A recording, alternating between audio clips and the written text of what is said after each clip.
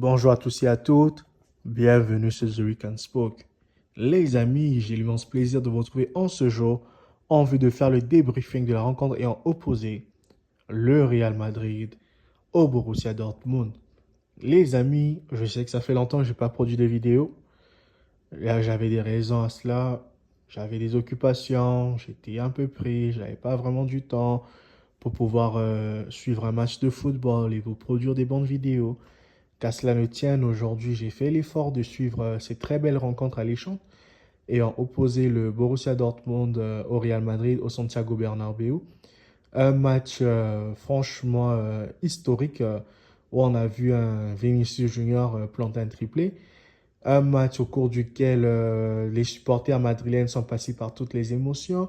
De la première minute jusqu'à la dernière minute, ce match aura tenu en haleine beaucoup de personnes parce que ce fut une rencontre plaisante à suivre. En première mi-temps, le Real n'a pas existé, hein, les amis. Ils ont dominé, mais au moment où le Borussia Dortmund a pris le contrôle du match, ben, les Madrilènes n'ont pas été présents. Et la force des marsupiaux, c'est qu'ils ont su marquer au bon moment, les gars. Dans leur temps fort, ils ont marqué 2 buts. Ils ont planté 2 buts dans leur temps fort. Avec un Serhou Guirassy qui a été franchement un numéro 9 à la hauteur de l'attaque, en fait. Il a franchement fait taire Sébastien Haller. Parce que Haller, l'année où ils ont joué en finale, quand le Real Madrid, à l'heure, avait joué à un moment donné, mais il n'avait pas pesé dans la rencontre. Mais aujourd'hui, on a vu Serhou Guirassy, dos au but, mais le gars, il a pesé. Franchement, c'était un attaquant que j'ai découvert quand il était à Rennes et il jouait bien, mais là, il a pris une autre dimension. Franchement, il est dans une nouvelle dimension, le gars, et il a fait du mal aujourd'hui à la défense madrilène, surtout en première période. Il était un poison avec Denis Malen, avec Gittens. Franchement, les gars de Dortmund, ils ont tout donné, les gars. Et en face, on avait une équipe du Real Madrid au retour des vestiaires qui se devait de réagir. Et franchement, quand on suit la première période, ben, on peut détester ce Real Madrid parce que ce Real ne donne pas envie de le suivre en fait parce qu'il y a rien de bon qui est produit. Le milieu de terrain, il ne rend pas une bonne copie. Les joueurs défensifs, ils sont vraiment médiocres. Franchement, la première période, elle est loupée complètement.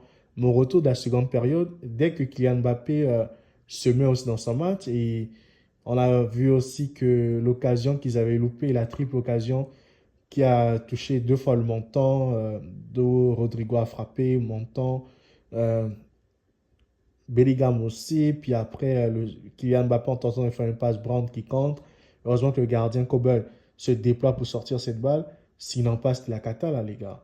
Le Real allait revenir avant la mi-temps.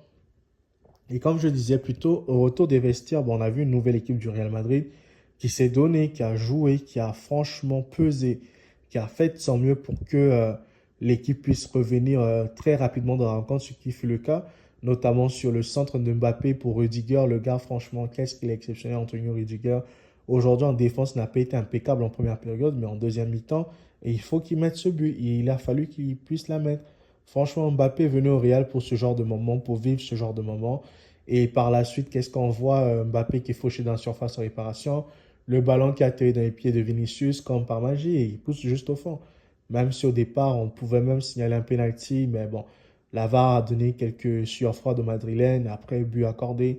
Et par la suite, vous avez vous-même vu que le Real a déroulé avec un Lucas Vasquez qui était déchaîné, qui marque un super but. Franchement, ce but-là, il faut être fort pour le mettre, hein, franchement. Ça me rappelle un but de Dembélé qu'il avait mis le PSG, je ne sais plus contre qui, mais franchement, il faut mettre ces buts-là. Puis après, le quatrième but du match de Vinicius, quel match, quel but, les gars. Depuis sa défense, les gars, ça me rappelle un peu Fernando Torres contre Victor Valdés, Chelsea-Barça, les gars. Quand on ne savait même pas à quel moment est-ce que Torres était face à face à Valdés, mais il crochette Valdés et il marque, les gars.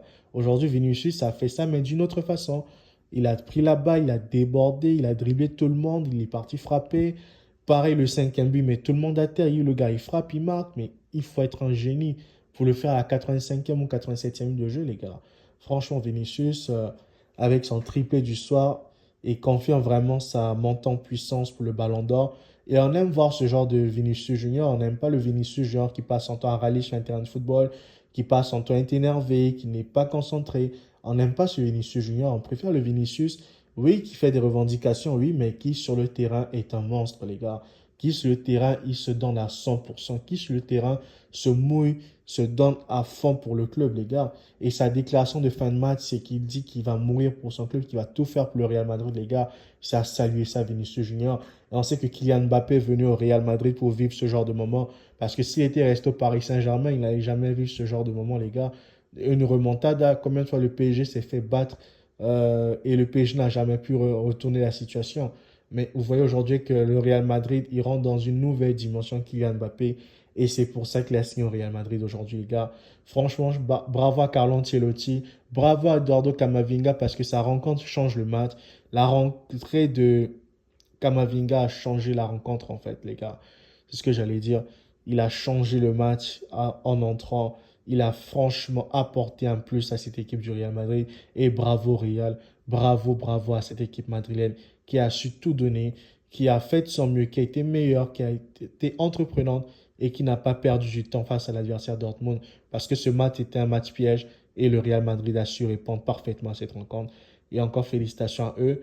Ben, les amis, on va se donner rendez-vous pour bientôt la prochaine rencontre qui va venir, je ne sais pas, mais je verrai demain un nouveau match. Et puis, en fonction de ça, je pourrai vous donner une analyse, tout ça, tout ça. Si vous êtes nouveau sur cette chaîne, abonnez-vous, likez, commentez, partagez autour de vous afin que nous soyons un plus grand nombre. Quant à moi, je vous dis à très bientôt. Merci et prenez bien soin de vous. See you guys. Ciao.